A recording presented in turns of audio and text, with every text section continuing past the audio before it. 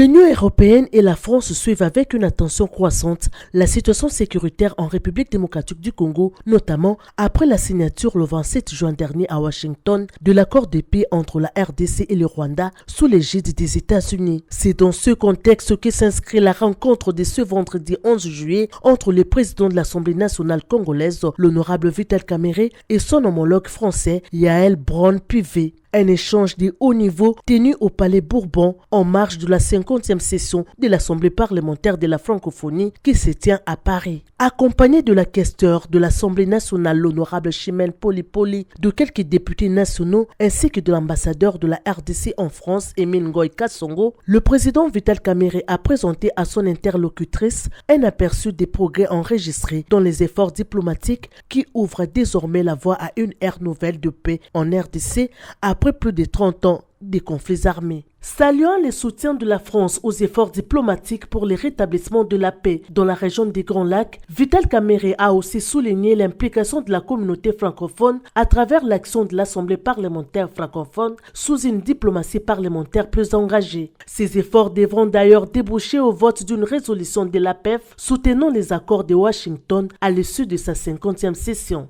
Pour sa part, Yaël Braun-Pivet a réitéré l'engagement indéfectible de la France à accompagner la République démocratique du Congo dans cette dynamique. Elle a affirmé que son pays continuera à soutenir les initiatives de paix dans la région en collaboration étroite avec les partenaires africains, européens et internationaux. Les deux présidents ont également abordé les questions parlementaires liées à la francophonie ainsi qu'aux relations bilatérales à travers le groupe d'amitié RDC-France. Le président Vital Kamerhe a salué l'implication de l'APF et son soutien indéfectible à la RDC dans sa quête de paix et de souveraineté.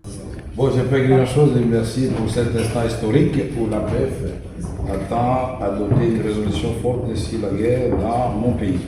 Merci pour l'implication de l'Assemblée nationale française dans ce 11 juillet 2025 que Vital Kamerhe s'adressa à cher Yaël.